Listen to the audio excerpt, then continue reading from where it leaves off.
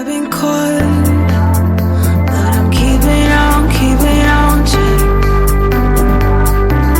I've been torn, but I'm keeping on check. I've been broken, but I'm keeping on check. Safe in the eyes of the morning.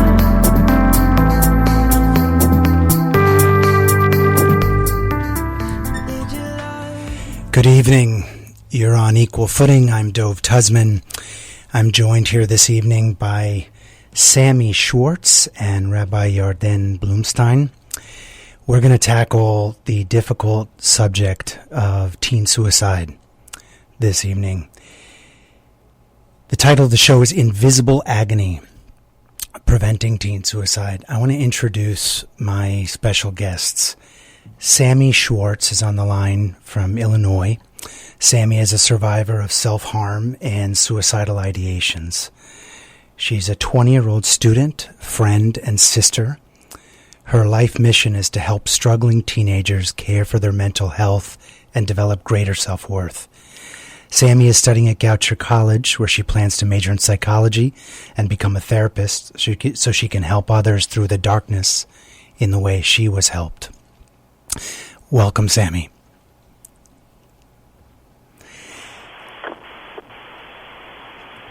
I think we've got you on the line.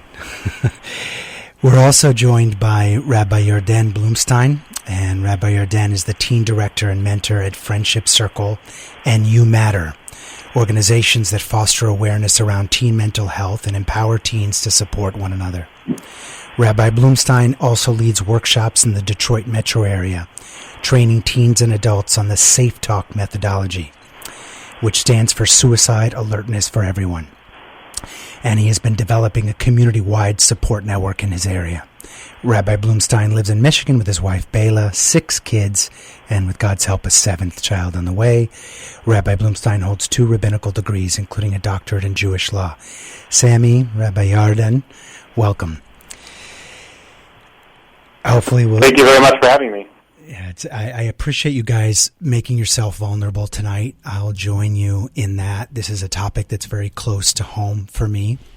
As some listeners know, I spent some time, in addition to having suicidal ideation as something on the order of 1/3, if not more, of teenagers do. When I was a teenager, as an adult, I had very severe circumstantial or situational depression when I spent about 10 and a half months incarcerated. Talked about that in previous shows, and came to the point of asking for help from lawyers and friends to smuggle me something in prison so I could kill myself. And I've gone into some of the background for that in other shows, and I felt like as I began to learn more about this topic, it became clear to me that the most acute end of the spectrum in the area of suicidal depression, whether it's chronic mental illness related or situational, as they call it, is with adolescents, and the rate of increase is just extraordinary. It's been increasing for a couple of decades and has spiked in this pandemic period. We don't have exact numbers yet, but there are organizations like the National Alliance for Mental Illness, SAFE, and others who estimate that teen suicides in the United States, for example, are up as high as 60 to 70% since March on a periodic basis. You've had massive spikes in calls to help suicide hotlines, and there's a general mental health crisis going on around the world in the context of lockdowns and isolation, and this is particularly acute for teens, where social contact is so critical to healthy emotional and psychological development. But as I was researching this, I was overwhelmed by the imbalance between what I would call kind of academic resources looking in, observational resources versus experiential resources, people that have gone through, that are survivors of suicidal ideation and self-harm, and people that are in the trenches working on prevention. So I searched for guests for this show that really could give that perspective, and I am honored that you both have been willing to open up. Sammy, I want to start with you. Sammy Schwartz, you have put yourself out there working with teens, and because you identify because you've gone through that experience quite recently. Do you want to maybe share with our audience a little bit about your experience personally? Thank you. My family struggles with addiction. I have two brothers currently are struggling to be sober. So growing up, I was given a lot of stress in my household. And one way I used to cope with things being very stressful is self-harm. I self-harmed for years, and it became out of control when I turned 16. I was admitted into 2 psychiatric hospitals in hopes to help me feel safe in my own body again. And when I was 17, I thankfully went to rehab in California, and that's where my life truly changed and began. Sammy, how old were you when you began self-harming? And could you explain what that means? What was the way that manifested for you? When I was 5 years old, I started having tendencies. I would run into walls, bang my head against windows, and jump downstairs. And really, when I got to high school, it intensified. And my self-harm really looked like I was burning myself. And it really turned into kind of like an addiction where I couldn't stop burning myself, and it was hard to ask for help. And something I never really understood until I started the recovery process. Sammy, who are the resources for you that helped you along the way? My number one resource is with us today. He is the first adult I've ever spoke about my self-harm and suicidal ideations. It's Yarden. So he was my main support system at home. He's visited me in the hospitals and has been a great. You Matter has been also very life-changing, and yeah.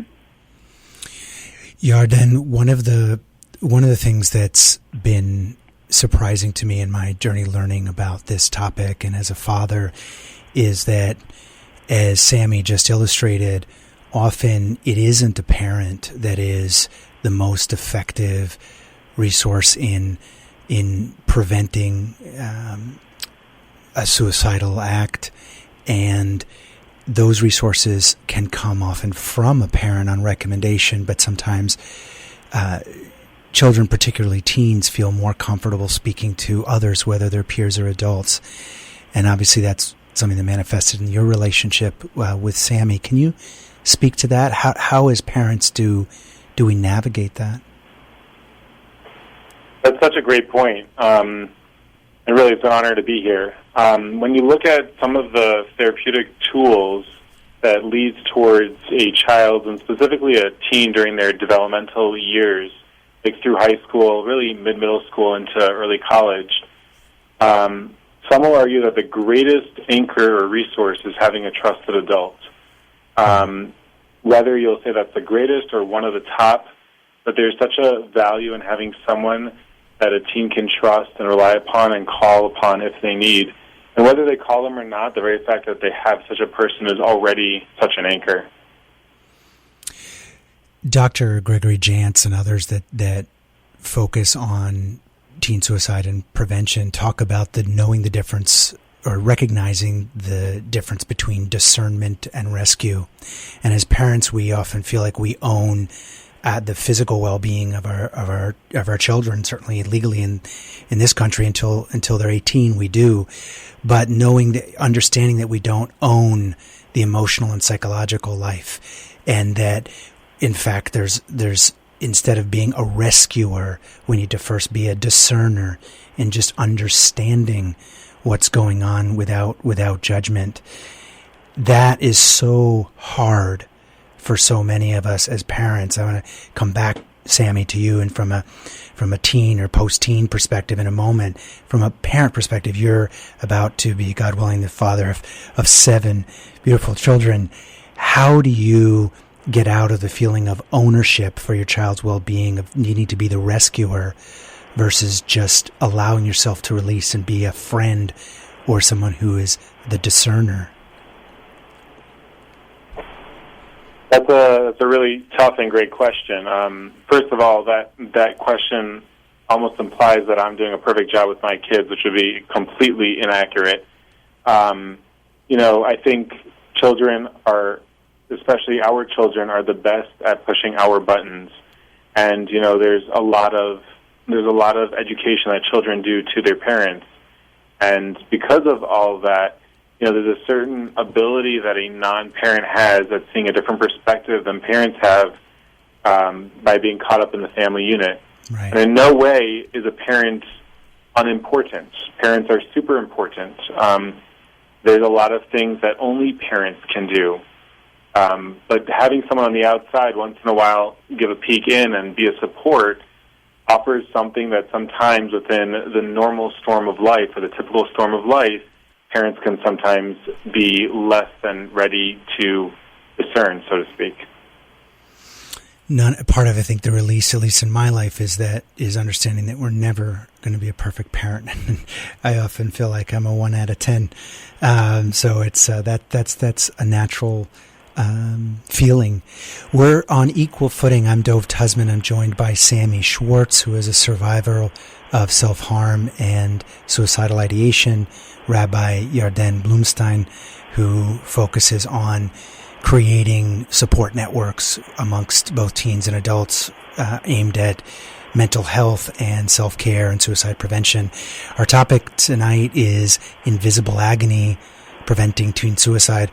Our number to participate in this conversation, and I so encourage folks to call in, whether you are a survivor yourself, whether you've been touched by this, by loss in your inner circle, whether you're a parent struggling with these issues, whether you're a clinical social worker focused on these issues, please participate. Our number is 718-303-9090, 718-303-9090. If you're shy about being on the radio, you really want to remain anonymous, first of all, you don't have to give your name when you call in.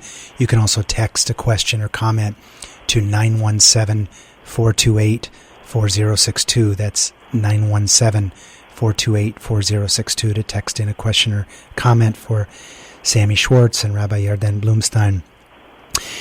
We're going to take a break in a moment. I want to share with you, Sammy and Rabbi Yarden, the reason why I called tonight's show Invisible Agony, and it relates actually to reading the description, almost the prediction of his own suicide from one of my favorite novelists, David Foster Wallace, who I think spoke so eloquently about the pain and helped us get away from this idea that, just buck up and, be more courageous. And unfortunately, I think that there's an element in Western culture that goes back actually 2,000 years that stylizes what suicide is about, what suicidal ideation is about.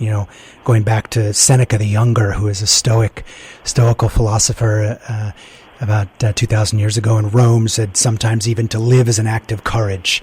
And while that is true, suicidal depression is both related to mental illness that is outside of someone's control at a given moment, and also you can be triggered or turned upside down in your life by a situation that isn't just about kind of bucking up. Even Albert Camus in the early part of the 20th century said, in the end, one needs more courage to live than to kill himself. And again, there are these mythologies that kind of exist in our culture. So I just want to read for you guys quick before the break this quote from David Foster Wallace, who said, "The person who tries to kill herself doesn't do so out of quote-unquote hopelessness or an abstract conviction that life's assets and debits don't square, and surely not because death suddenly seems appealing.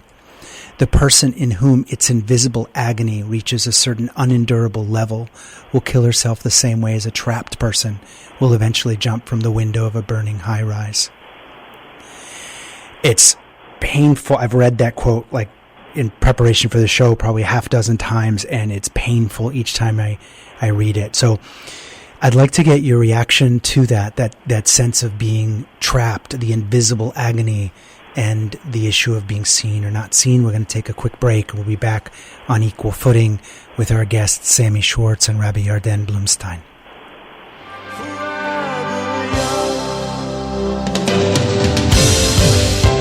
Some are like water, some are like the heat. Some are a melody and some are the beat. Sooner or later they all will be gone. Why don't they stay?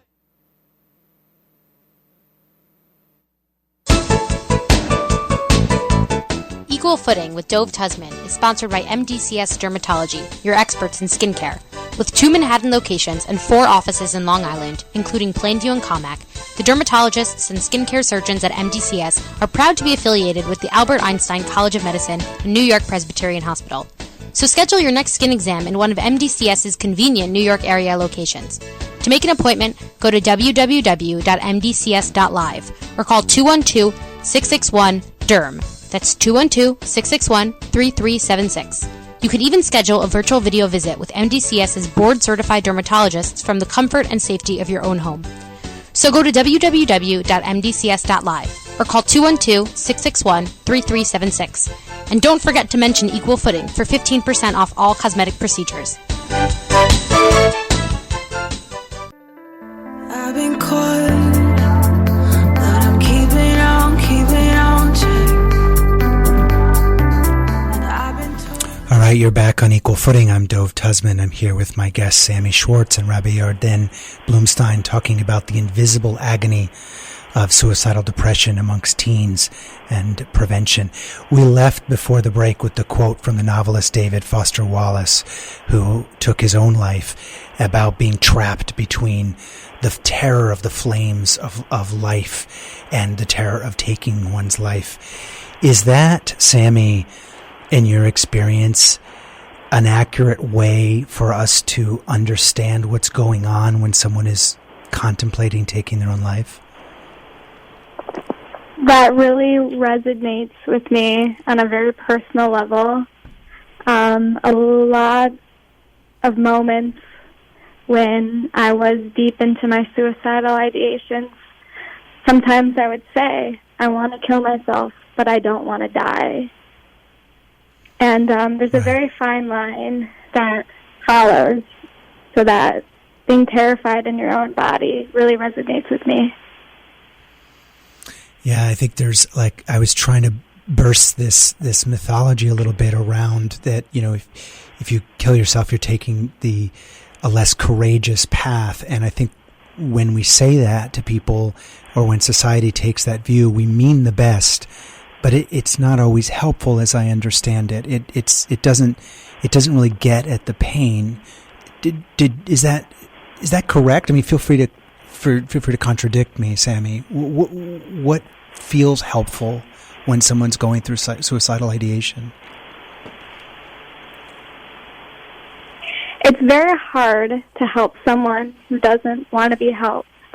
But I think something that has made a shift in my life is the validation of one's experiencing, and not to downplay someone's depression. Oh, don't cry, you'll get over it. Pick yourself back up, you'll be fine in a week. It's very invalidating, and it makes people want to just hide what they're feeling from others. Right. I think that this, through the literature, what stands out most of all is understanding as opposed to trying to rescue. Rabbi Yarden, how do you, if you feel like someone doesn't want help or you don't know how to access that person, what do you do?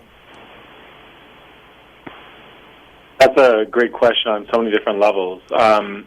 You know, it's interesting that the studies show that 96% of the time that someone struggles with suicide ideation, they want someone to know about it. They give hints, they give signs, they give some way of trying to, quote-unquote, ask for help.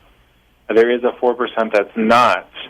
And then when we start talking about what asking for help looks like, or how do we access somebody, how do we be there for them? How do we listen to them? How do we show empathy for them? There's a great clip by Brene Brown. It's like a minute and a half long about the difference between compassion and empathy.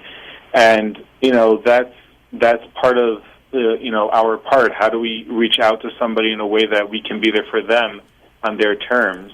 And if I'm not the right person, then how do I start bringing in the right person? How do I start finding the right person to help them? What are the signs if you're not picking up on that message? You're saying that in a vast majority of cases there's some message that's discernible, but if you're not picking up on it as a parent or a concerned peer adult, what are the typical signs that someone is struggling with suicidal depression? So first of all, just because the signs are there, they're not always the same. In other words, people can give limited signs to a lot of signs, to select groups, to everybody. Like, there's a spectrum of how that works. Mm-hmm. The golden rule is a change in pattern. Like, we see some sort of change, whether that's in emotion, in behavior, in expression, in action, whether it's that, the person goes to being really recessive, really isolated, really depressed, to even the other way around. They have a major change in pattern where they've been down for quite a long time and now they're perked up and happier. Whether their eating pattern changes, their form of dress, their interest in sports, their relationships, mm-hmm. their social settings, any major change is usually a sign of concern. So, for example, it's in terms of physical signs, it's not necessarily that someone's sleeping all day. It could be that they have insomnia when they were sleeping normally, or the opposite. They are sleeping more and than they needed before, or what you're describing in terms of behavior and emotional state seems like it's not only depressive but also manic. Like if someone's acting more up in a way that feels out of character. Are those some of the things that resonate for you? I think, first of all, I think if someone has that question, it means they're already aware that something's going on with somebody. And the only question is what's going on with them. In other words, a lot of times I'll get phone calls from people and they'll say, well, I'm really concerned about this person. Here's what I'm seeing. Do you think there's what to be concerned about? And I'm like, well, we've already answered that question. You said you're concerned about them. I think there's what to be concerned about. And what you might be picking up on an emotional level and intellectually you can't pinpoint just yet may be more accurate than you're aware of. But even using manic and depressive sometimes also expresses extremes that don't necessarily need to be there. Someone who's rather quiet and rather down and rather very reserved, and you've known them for a long time, either because maybe you're a part of their family or you're their teacher or their peer or some other setting, and today they're upbeat. There's things that can play into that. Either they're having a good day, or maybe their life situation has changed, or maybe their medications have changed, or maybe they're with a therapist now that's being more successful with them, or maybe they have a plan, and we really want to know about that. It's also more prevalent than I would have imagined. I mean, just in the United States alone, about 50,000 people take their lives every year. Even prior to the pandemic, it was estimated that as many as 1/5 of teenagers suffer from suicidal ideation that is considered risky or real enough to be deeply concerned about. And those numbers have spiked during the pandemic. On the other hand, there's a positive out there if you are able to discern that there's an issue and get treatment. I've heard that upwards of 80%, for example, according to save.org, of people that seek treatment for depression, and as many of 90% of teens are successful in whether it's cognitive therapy or medication. So does that mean it's really an issue of, I don't want to use the word diagnosis, but is it an issue of discernment, and we do have the social-cultural remedies if we can just kind of get the help? I really want to make a blanket statement and say that would solve everything, but discernment would be a major step forward, because it's very hard to treat people, or we're not aware that we need to treat them. It's also what we're seeing during the pandemic, because a lot of people have fallen off the radar naturally due to being either online schooled or just really shrinking their social networks to limit exposure points. And then what happens is we don't even realize that they're struggling because we're not seeing them or engaging with them, or we engage with them a lot less. And it's really hard to help people when we don't know that they're struggling. There was an article, Sammy, in the New York Times today, coincidentally, talking about teen mental health in the context of the pandemic and referring to isolation in particular as a major driver of increased incidences of suicidal depression in the teen cohort. Is it as simple as that? Is it about, even with all of the social media that we have at our fingertips, is it as simple as we're more isolated from each other, or is there something deeper going on in our society from your perspective? I believe this matter, and for each individual person, it's extremely complex. Some people can be in a crowded room and feel alone, and some people can be alone and still feel alone. So in regards to the isolation aspect, I think it is an all-time high right now, and a lot of my friends are struggling. But I don't know necessarily if I'd say that is the only contributing factor within. I don't know if that makes sense. What are some of the other factors that you see in the peers that you work with that's driving people in that, what Dr. Gregory Jantz calls the current of despair? I believe a lot of my friends are dealing with family conflicts, especially because we're locked up in a house all day, and if there's family problems at home, they're very emphasized during this time. I believe in my family, that is what I struggle with, is the family conflicts are a big contributor to falling into suicidal ideations. Sammy, there, as you were speaking, a question came in here via text, and I'm just going to repeat our number and for calling in, and our text number as well. If you want to participate in this discussion on air, whether you want to remain anonymous, you don't have to give your name, or you can if you'd like. You can call 718-303-9090, and you can text a question anonymously if you'd like to 917-428-4062. Sammy, we just got a text question that, and this person asks, as a friend or potential support, how do you push through the barrier people who are going through suicidal thoughts or depression may put up? It's not uncommon for someone going through that to push people away. That's a really good point. There are times in my life where I wanted to push people away, especially, I guess, caregiver figures. Mm-hmm. I think persistence, because sometimes what happens is you push someone away and you really want them to pull back. So my advice would be to talk, if you could talk to some sort of figure that can help guide you through someone, because it is a lot of pressure to deal with on your own. But I would say if someone's pushing you away, persist, even if it makes them a little uncomfortable at first. They'll be happy for it in the long run. That's really interesting to hear, and I'm sure very good advice. And to the point that we brought up earlier, Sammy, is in your case, Rabbi Yarden was a critical part of your traversing this and healing.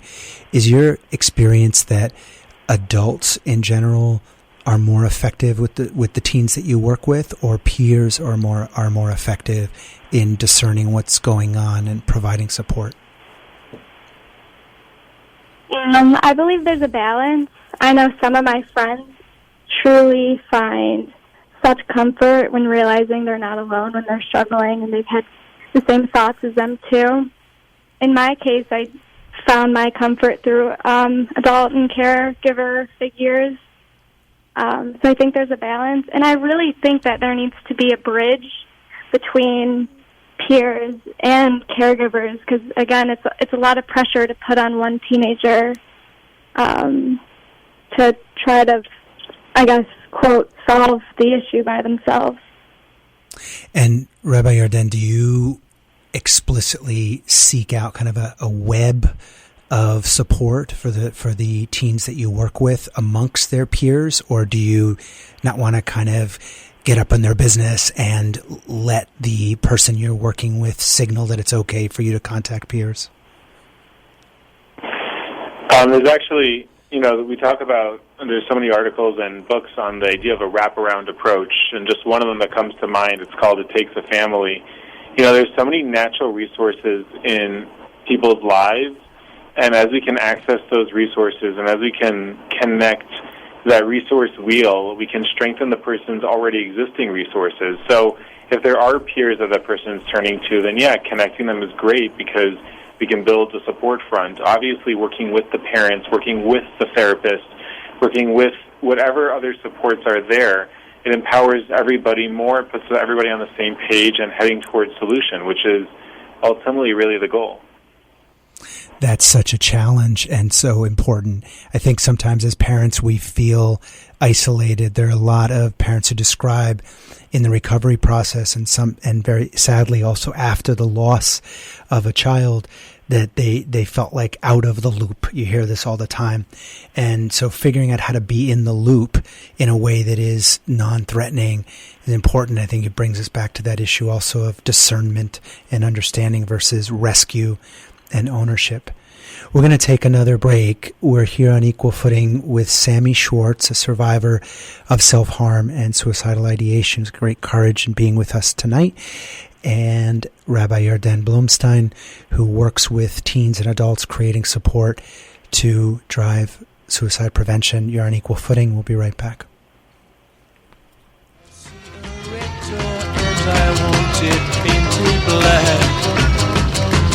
Colors anymore, I want them to turn black. I see the girls go by dressed in their summer clothes. You're on Equal Footing with Dove Tusman. Tonight's program is brought to you by Mechanical Art Capital. Mechanical Art Capital offers financing to watch collectors and watch dealers from anywhere in the world. Unlock the cash value of your watch collection or inventory through Mechanical Art Capital's guaranteed buyback contracts. For more information, call Mechanical Art Capital at 833-209-0972. Again, that's 833-209-0972. You can also go to mechanicalartcapital.com. Operators are standing by. I've been caught, but I'm keeping on check. And I've been told. You're back on Equal Footing with my guests Sammy Schwartz and Rabbi Yarden Blumstein. We're going to take a caller in a moment, but I want to talk about, riff on something you said before the break, Sammy, and it has to do with this concept of kind of feeling damaged. It seems that one of the traps that we sometimes fall into as we're working around suicide prevention in general and specifically with teens is approaching the person as if they're damaged somehow. And often my understanding is people going through that, I know that was true in my own life when I struggled with suicidal ideation, I felt damaged, I felt broken. How do you interact in such a way that it doesn't make you feel damaged and instead makes you feel held or loved or whole? I struggled with that mindset too. I took a gap year, and while I was there speaking to an adult about my history of being in psychiatric facilities, I kept saying, there's something wrong with me. Right. Like there's a piece of me missing that I just can't fill. And I remember the adult talking to me, she said, you are whole. There's nothing wrong with you. You are whole. Sometimes it's all the external factors. It has nothing to do with what's inside. And I remember just crying because it meant so much to me to realize I'm a whole person. And these struggles just make me into a person who's just as whole, and I don't know, maybe even holier, if that makes sense. I love that, whole and holier. I do want to get into the issue of faith and spirituality and how that affects this, and I think my comments might be unexpected there. But Rabbi Yarden, what do you have to say about that sense of someone feeling broken or damaged? How do you approach without being kind of pedantic or paternalistic? Yeah, I mean there's things that play into that, such as stigma. You know, the idea that if someone has a mental health challenge or a mental illness, that they're broken or not good enough. And just like we wouldn't do that with any physical ailment or any physical challenge, I think that's on so to speak, the people supporting to go the extra yard to let the person know, and not just through words, but through showing emotionally that there's not only is there nothing wrong with that person, there's so much, you know, inherent value and awesomeness within that person. And, you know, it's obviously a challenge and a journey, and it's a worthwhile journey. So one of the things you hear from parents a lot, whether they're on the other side of the healing process or God forbid, if they've lost a child, is the sense that they were lost. I talked about being out of the loop, but also lost. I wanted to share two comments that I received in the context of this show from friends who are struggling with this with their own teen children. I obviously am not going to say their names. One said that she felt as a mother that it was the end of the innocence of being a parent. That and this is a parent of a number of children, not quite as many as you, Rabbi Yarden, but many. And there was she really poignantly talked about feeling helpless and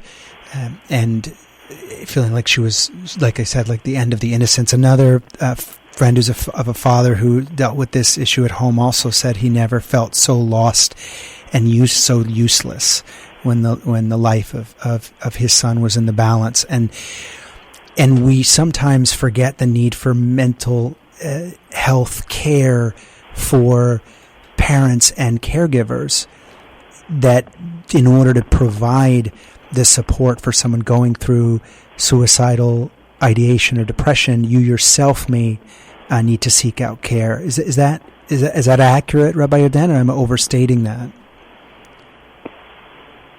You know, you could not overstate that enough. I think, you know, we think that, you know, it's not about us, and if we could just negate ourselves enough, then we can just focus on the person that needs help. And yet, the more we support ourselves and the more we invest in the support system, keeping it strong, the better support the person's going to get. And, you know, we see this in the physical framework, too. When someone sprains their foot and they're overusing the other foot, you know, they have to go to physical therapy to rebalance that. And they have to do the work to rebalance that appropriately so they don't strain or hurt other parts of the body. And in a family unit, that's 100%. You know, it's straining the relationship between the spouses. It's creating, you know, it's creating stress and strain on the entire family. And in no way is it that person's fault. I'm not here to say that. Mm-hmm. But we need to strengthen the system where everyone can get the help they need so everyone can do the job they can do to together get towards success. A family unit is meant to be a unit. That's important to hear. I think that part of feeling lost as a parent when this is happening is not really acknowledging that there are resources for you as well. That's vital. We're going to take a call now. Line 1, you're on the air. Good evening. This is Stan. How are you? Hi, Stan. First of all, I'm glad the young lady is alive, breathing, and well. That's more important than anything. Amen. That's more important than anything. The other thing is, number 2, mental health is the most under-financed situation in this country. We have all the great diseases that are given hundreds of millions of dollars. And mental health, if you look at the numbers, are not that great. I thought they were in the hundreds. It's not. The government does not really put a lot of money into it. I think the rabbi can speak on that subject, but I wanted to ask the rabbi this. I'm going to name at least 2 people. One, I forgot her name. Vincent van Gogh. The other one is Robin Williams, and the third was a fashion designer last year, a young woman in her 30s. Kate Spade. Kate Spade. Kate Spade and Robin Williams were people of undeterminate means, money, riches. Yet there was something so deep in these people, and got help, and still could not do it.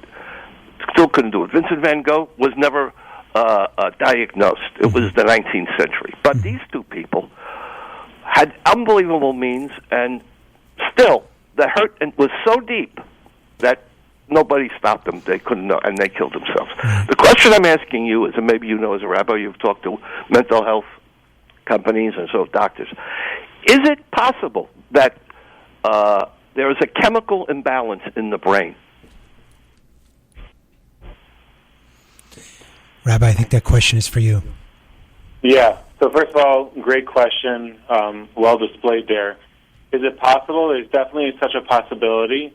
And each case is a little bit different. In other words, there's not necessarily one way that leads towards suicidal ideation, and there's not one suicidal ideation that leads to suicidal completion.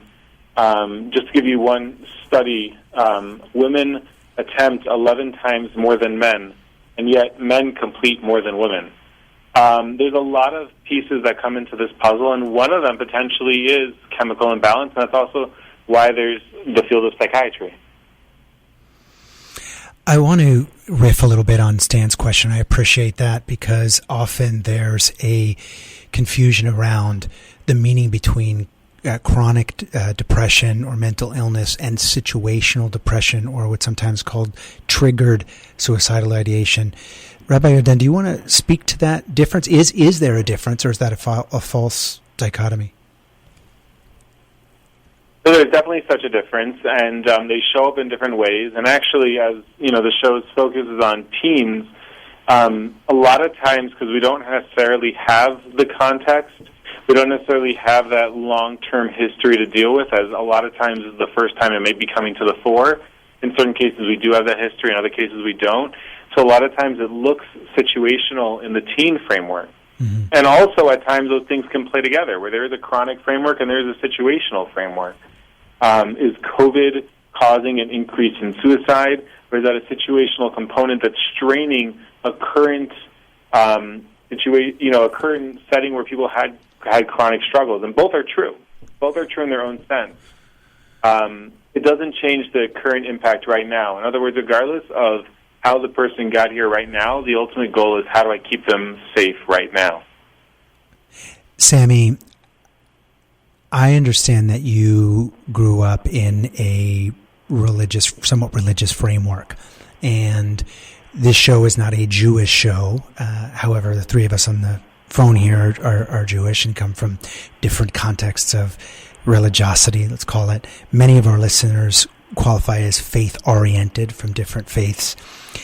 And this may touch a nerve, but I want to ask you, did that make your journey through self-harm and suicidal ideation more or less difficult? Did you feel more or less supported as a result of being in a if I've gotten that correct, by the way, being in a religious or somewhat religious household? For me personally, my journey with God shifted dramatically until I was in my rehab at 17. Before my relationship was through darkness, I would ask God to kill me. Like, why aren't you? Mm-hmm. And it kind of came through this negative, like, just end it. I need your help. And right. When I was admitted into my treatment facility, I remember feeling really alone and nervous and shy because I didn't know the other kids. It was really hard in the beginning to make friends or try to find that healthy balance of friendships there. And I remember God became my best friend. The only person I could talk to while I was sitting on that couch not knowing who to talk to.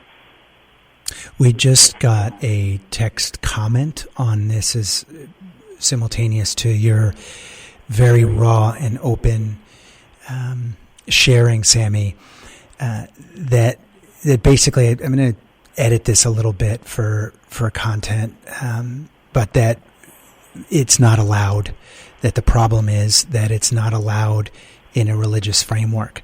And you hear this a lot. I know in Christianity, there's a strong strain of that it's not, you shouldn't be depressed. In Judaism, absolutely. And ironically, particularly on the Hasidic path, for example, you often hear that depression it's fine to feel someone else's pain, but you shouldn't wallow in your own. And those are difficult messages to hear, because the reality is, whether it's quote unquote allowed or not, it's real, and it's part of our individual and collective experience. Rabbi, what do you say to that? Can it actually be more difficult to discern and help people that are in a more observant religious context? So also, there's a couple questions being asked there. The first one is it allowed or not? The second one being, does it make it harder to discern? Now, I'm going to work backwards. Does it make it harder to discern? Yeah, stigma makes it harder for people to be okay with reaching out and asking for help.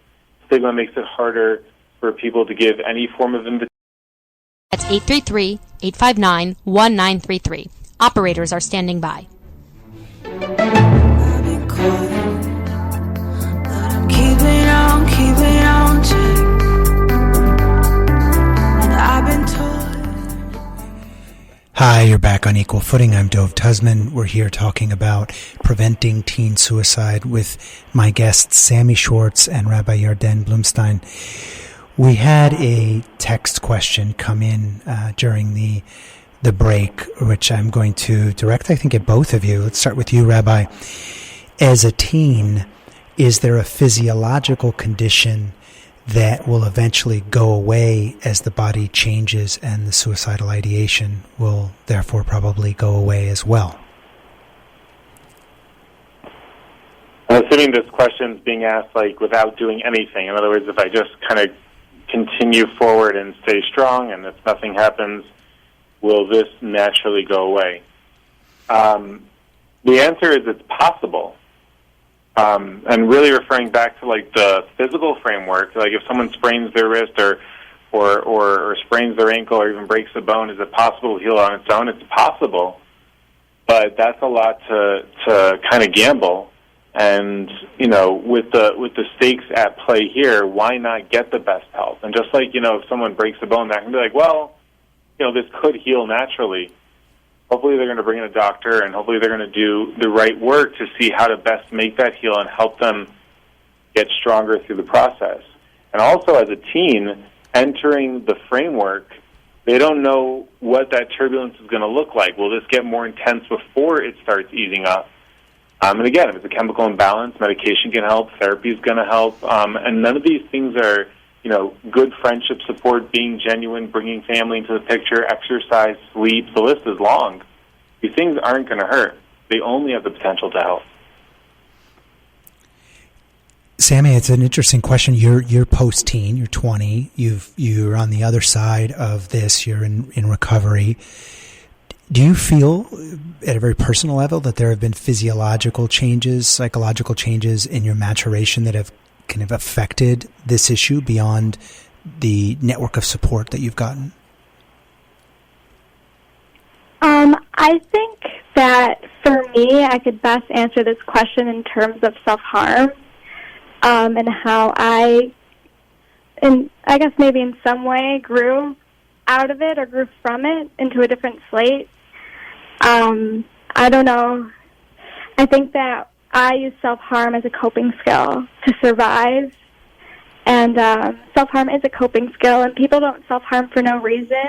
Right. It gives a sense of relief, and we need long-term relief instead of the short-term relief that it gives. And I guess I'd answer that as once I started using alternative coping skills, healthy coping skills, in replace to my unhealthy coping skills, I saw a shift in my actions, then to my psyche. This is great that we get this real-time feedback. As I was writing that, and I the same person that asked the question about this potentially being a physiological condition as a teen that goes away over time, wanted to clarify that what he meant was, does it get easier? And what I'm hearing from both of you is getting into the problem and having the care and being understood, it does, maybe easier is not the word, but you develop the mechanisms and the tools to cope better as time goes on. Does that resonate for you guys? 100%. 100% that there are solutions out there, and those solutions definitely provide, can lead towards serenity, peace, hope, and joy. Sammy, I also want to share, we just got a text from Miriam, who just wants to tell Sammy that she applauds your bravery and courage and wishes you the very best health and happiness going forward. So I wanted to read that to you. I want to, here in our last segment, do a couple of things.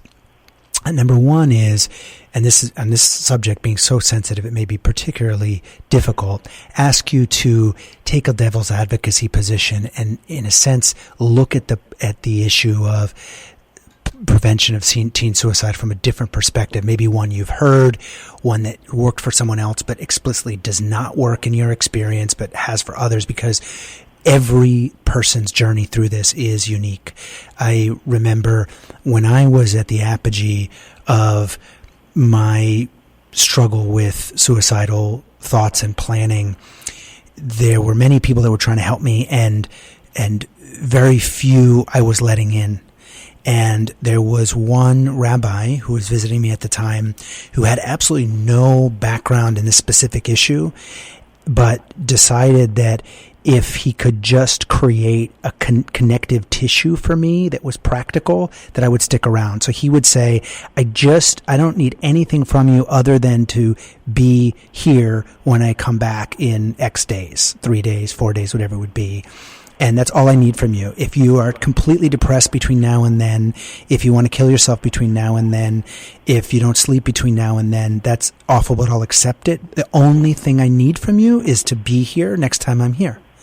And I don't think that would probably come from a textbook. I wouldn't recommend that as a tool for others, but it worked for me. So, Sammy, I want to ask you first, something that didn't work for you, but you think might work for others, or you've seen work for others. If you could play that advocacy position, what is an alternative narrative around how to approach or care for someone that is at risk of suicide? That is a great and complicated question. Something that didn't work for me but can work for others. Something that didn't initially work for me was group therapy. I found it very awkward and a little weird, and now I think group therapy is so vital in the recovery process. And I think a lot of teens might find comfort through going to support groups and attending group therapy, so they can create connections and really see how they are not a lost cause as well as they are not alone. That's great. Yeah, that can work for some, even if it didn't work for you. Rabbi Yarden, how about you? What doesn't resonate with you? The way you actually work with teens, but may work in another context? I love this question because I think this question itself is the answer. In other words, I don't think there's a one-size solution that fits all, and if it didn't work for you, then there's no solution for the person in need. For some people, DBT is the solution. Other people tend to lean towards CBT or EMDR or group therapy, or for some it's a sleep pattern, psychiatry. The list is so long that if it's not working for you, I challenge you to try something else, to reach out and find other solutions. Just because one solution didn't work doesn't mean that there isn't a solution that does work. One thing that I think across the board I would stand behind is not going to work for others and will not work for people is not sharing honestly how you're feeling. Being genuine, being honest, and being willing to ask genuine, honest questions. It's hard to go up to somebody that we care about, that we love, that we're close with, and make a direct question, such as, you look down, you're struggling, I need to ask you a very serious question. Are you contemplating suicide? Right. But if we don't ask the direct questions, we're not going to get the direct answers we need to be there for them. We're going to run out of time here. I just want to mention to listeners that one resource, especially if you're in a faith-oriented life path, that was helpful for me is Dr. Gregory Jantz's work, Jantz, who talks to apropos to these last comments from Sammy and Rabbi Yarden about how the current of despair in certain cases can be very swift, in the other cases can be very slow, and to be completely attuned to the individual, and that there's no one-size-fits-all approach to suicide prevention in teens. Rabbi Yarden, we're going to come up here on time. Do you want to mention a couple of resources as we close, and then we'll put in the show notes, helplines and other resources? 100%. First of all, the Suicide Prevention Hotline is a great place to start. You mentioned NAMI. Of course, there's 911. There's ambulance corps across America trained in this stuff as well. And if you Google looking for help, if you Google looking for suicide prevention resources or addiction resources, they come up. It's worth looking before you need them. So if you want to take one takeaway, look it up now. God bless. Okay, if you are out there listening and you're dealing with this issue of home teen suicide, please reach out to that person, whether you're a parent, whether you're a peer, loved one. Take the step forward, ask the honest questions. Sammy Schwartz, Rabbi Yarden Blumstein, thank you so much for joining us on Equal Footing. Blessings. Darling,